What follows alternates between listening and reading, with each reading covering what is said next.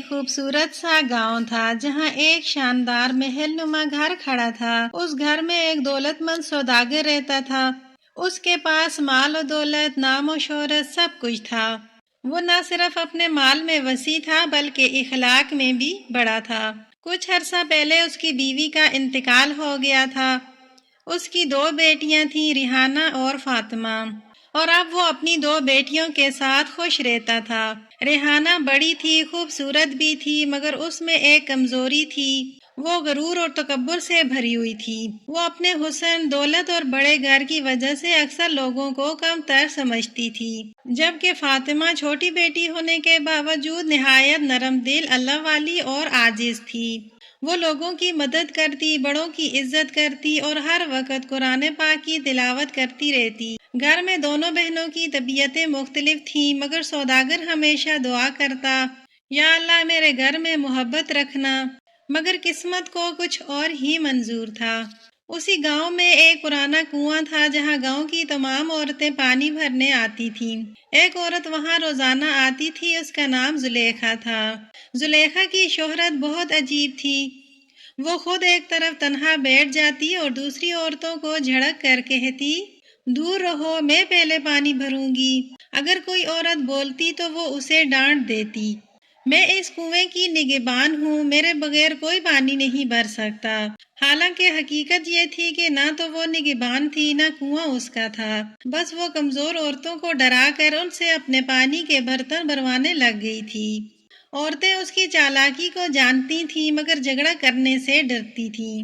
ایک دن صبح کے وقت ریحانہ بھی گھومتی ہوئی کنویں پر پہنچی۔ اس نے دیکھا کہ زلیخا غصے سے دوسری عورتوں پر چیخ رہی ہے۔ ریحانہ چونکہ غرور کی عادت والی تھی، اس نے یہ دیکھا تو اس کے اندر کا تکبر جاگ اٹھا۔ وہ عورت کون ہے جو دوسری عورتوں پر روب جاڑ رہی ہے، حالانکہ یہ کام تو میرا ہے۔ ریحانہ چل کر زلیخا کے سامنے آئی اور سخت لہجے میں بولی، تم کون ہوتی ہو سب کو ڈرانے والی؟ یہ کنواں تمہارا نہیں۔ زلیخا نے اسے گھورا، میں یہاں کی بڑی ہوں، سب مجھ سے پوچھ کر پانی بھرتی ہیں۔ ریحانہ نے طنزیہ ہنسی کے ساتھ کہا، بڑی اور تم تو اپنی شکل دیکھو، گاؤں کی عورتوں کو دھمکا کر پانی بھرواتی ہو، شرم نہیں آتی؟ یہ جملہ بہت سخت تھا۔ زلیخا کے چہرے پر غصہ خون بن کر اترا۔ ریحانہ آگے بڑھی اور سب کے سامنے زلیخا کا گڑا لات مار کر گرا دیا۔ پانی زمین میں بہہ گیا۔ زلیخا کی آنکھوں میں آگ بھر گئی۔ وہ گرجی، مجھے ذلیل کر کے تم نے بہت بڑی غلطی کی ہے ریحانہ، تم نے مجھے رلایا ہے، اب دیکھنا میں تمہیں کیسے رلاتی ہوں۔ ریحانہ ہنسی، جو کرنا ہے کر لو، میرے ابا تو سوداگر حماد ہے، میں کسی سے نہیں ڈرتی، آج سے یہاں تمہارا نہیں میرا حکم چلے گا۔ اس دن زلیخا خاموشی سے کنویں سے چلی گئی، مگر اس کی آنکھوں میں انتقام کی چنگاریاں بھڑک رہی تھیں۔ زلیخا سیدھی بستی کے کنارے ایک ٹوٹی ہوئی جھونپڑی کی طرف گئی جس میں خطرناک عامل رہتا تھا، ذوالفقار بابا۔ ذوالفقار بابا نے اپنا حلیہ تو نیک لوگوں کے جیسا بنایا ہوا تھا، مگر اس کے بارے میں مشہور تھا کہ وہ کالا جادو کرتا ہے، جنات سے دوستی رکھتا ہے اور عورتوں سے بڑی رقمیں بٹورتا ہے۔ پہلے خود ہی کالا جادو کرتا اور پھر علاج کے بہانے لوگوں کو لوٹتا تھا۔ زلیخا نے جھونپڑی کا پردہ ہٹایا اور اندر داخل ہوئی۔ بابا، مجھے انتقام چاہیے، ایک لڑکی نے میرا مذاق اڑایا ہے، میں چاہتی ہوں کہ وہ ہنسنا بھول جائے، رونا ہی اس کا مقدر ہو۔ ذوالفقار بابا نے لال آنکھوں سے اسے دیکھا اور بولا، اس کا نام بتاؤ۔ نام اس کا ہے ریحانہ، سوداگر حماد کی بیٹی ہے۔ یہ سن کر بابا کے چہرے پر شیطانی مسکراہٹ پھیل گئی۔ امیر آدمی کی بیٹی، پھر تو بہت کمائی ہوگی۔ زلیخا نے پیسے کی ایک تھیلی اس کے سامنے رکھ دی، بس اس لڑکی کو تباہ کر دو۔ ذوالفقار بابا نے تعویذ، ہڈیاں، کالے دھاگے نکالے اور کالا جادو شروع کیا۔ اس رات ریحانہ کے خلاف پہلا وار کر دیا گیا۔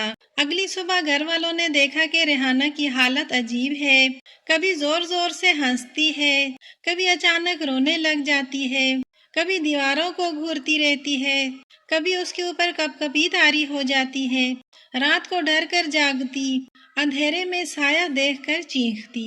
فاطمہ پریشان ہو گئی، سوداگر حماد بھی گھبرا گیا۔ سارے گاؤں میں یہ بات پھیل گئی۔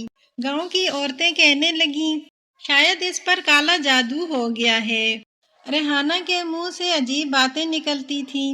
کبھی کہتی کوئی مجھے پکڑنے آ رہا ہے، کبھی کہتی میرا گلا گھٹ رہا ہے، کبھی کہتی کوئی کھڑکی میں کھڑا ہے۔ گھر کا سکون تباہ ہو گیا تھا۔ ایک دن سوداگر بازار گیا تو لوگ اسے روک کر کہنے لگے، حماد صاحب، ہمیں پتہ چلا ہے کہ آپ کی بیٹی بہت سخت بیمار ہے، آپ کے گھر پر کالا جادو ہوا ہے۔ ہماری ماں نے تو صرف ایک شخص اسے ٹھیک کر سکتا ہے، ذوالفقار بابا۔ آپ اس کے پاس جائیں اور دھاگے تعویذ کروائیں۔ حماد کے ذہن میں آگ لگی ہوئی تھی، بیٹی کی حالت اسے بے چین کر رہی تھی۔ وہ مجبور تھا، اس نے لوگوں کی باتوں پر اعتبار کر لیا۔ سوداگر نے لرزتے ہاتھوں سے جھونپڑی کا پردہ اٹھایا۔ ذوالفقار بابا جو آنکھیں بند کیے بیٹھا تھا، اس نے بغیر دیکھے ہی کہا، میں جانتا ہوں تم کیوں آئے ہو۔ سوداگر حیران رہ گیا کہ اسے کیسے پتہ چلا۔ بابا نے جھوٹ بولا، تمہاری بیٹی پر بہت خطرناک جادو ہے، یہ عام جادو نہیں، اس پر جناتی سایہ ہے۔ سوداگر کی ٹانگیں لرز گئیں۔ بابا میری بیٹی کو بچا لو، جو رقم چاہیے میں دوں گا۔ بابا نے مسکرا کر کہا، پہلے یہ تعویذ لو، یہ کالا دھاگا ہے، اسے گھر کے چاروں کونوں میں رکھ دینا، پھر 7 دن کے بعد آنا، لیکن اور پیسے لانا پڑیں گے۔ سوداگر نے ہزاروں روپے دیے اور چلا آیا۔ 7 دن بعد جب سوداگر دوبارہ گیا، ذوالفقار بابا نے کہا، جادو بہت طاقتور ہے، اب اور تعویذ چاہیے ہوں گے، بڑی رقم لانی پڑے گی۔ سوداگر نے اپنی جمع پونجی دے دی، پھر 1 ہفتے کے بعد گیا۔ بابا بولا، یہ جادو اور بھی بڑھ گیا ہے، اب خاص عمل ہوگا۔ اور یوں مہینے گزر گئے، ہر بار سوداگر اپنی رقم دے کر آتا۔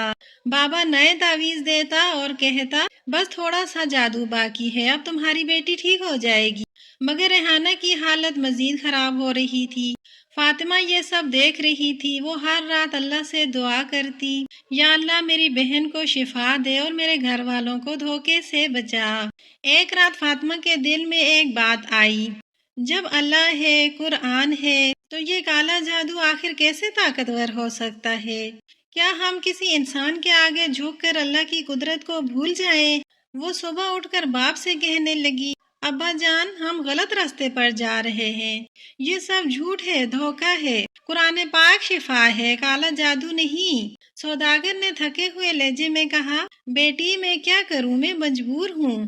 فاطمہ نے نرمی سے کہا، مجھے اجازت دیں، میں اللہ کے کلام سے اپنی بہن کو ٹھیک کروں گی۔ سوداگر نے ہارے ہوئے لہجے میں کہا، بیٹی اگر تمہیں یقین ہے تو اللہ تمہاری مدد کرے۔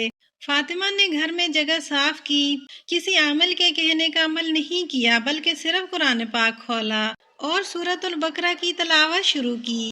جیسے ہی آیات گونجنے لگی، ریحانہ کانوں پر ہاتھ رکھنے لگی، اسے درد ہونے لگا۔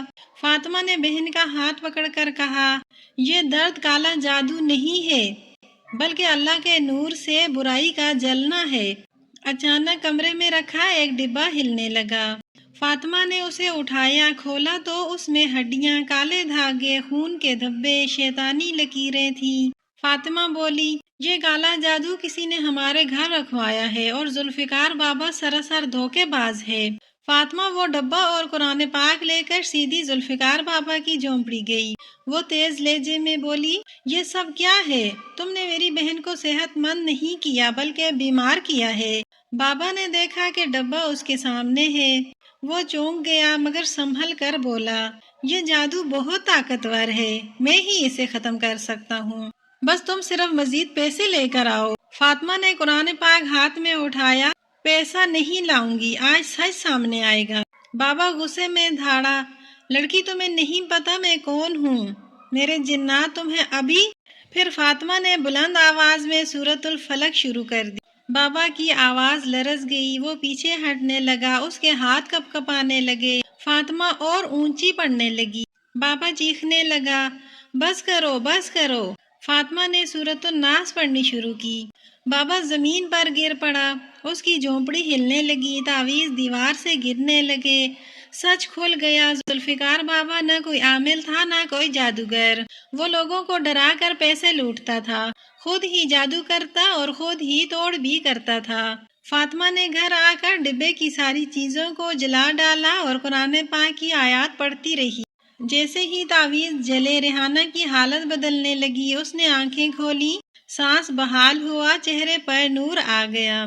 ریحانہ روتی ہوئی بولی، فاطمہ میں نے تمہیں بھی تکلیف دی، میں نے زلیخا کی بے عزتی کی، میں نے لوگوں کا دل دکھایا، مجھے اللہ نے بچا لیا۔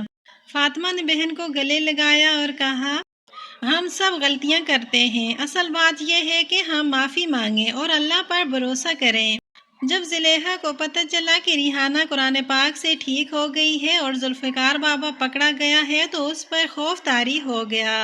وہ سوداگر حماد کے گھر آئی، اس نے رو کر کہا، میں نے غلطی کی، میرے دل میں انتقام تھا، میں معافی چاہتی ہوں۔ ریحانہ نے اس کے آنسو پونچھ کر کہا، تم بھی مجھے معاف کر دو، میں نے تمہارے ساتھ بدتمیزی کی، میں بھی تمہیں معاف کرتی ہوں۔ کہانیاں تو ختم ہو جاتی ہیں مگر ان کے سبق یاد رہ جاتے ہیں۔ ہمیں اس کہانی سے سبق ملتا ہے کہ کالا جادو جھوٹ ہے، دھوکہ ہے۔ قرآن پاک وہ نور ہے جو ہر اندھیرا ختم کر دیتا ہے۔ غرور انسان کی بربادی کی پہلی سیڑھی ہے۔ کسی کی بے عزتی کرنا دل آزاری ہے اور دل آزاری کا انجام برا ہوتا ہے۔ عامل، بھابے، دھاگے، گنڈے سب جھوٹ ہے، حقیقت صرف اللہ تعالیٰ کی طاقت ہے۔ یہ تھی آج کی خوبصورت کہانی خوشبو کہانیاں ٹی وی پر۔ اگر آپ چاہتے ہیں کہ ہم آپ کے پسندیدہ یا کسی اچھے نام پر کہانی کی ویڈیو بنائیں تو ابھی نیچے کومنٹس میں وہ نام لکھیں، ہم آپ کی پسند کو اپنی کہانی کا حصہ ضرور بنائیں گے۔ اگر آپ کو ہماری کہانی پسند آئی ہو تو لائک کریں، چینل کو سبسکرائب کریں تاکہ اگلی خوبصورت کہانی سب سے پہلے آپ تک پہنچے۔ ملتے ہیں ایک اور حسین کہانی میں، تب تک کے لیے اللہ حافظ۔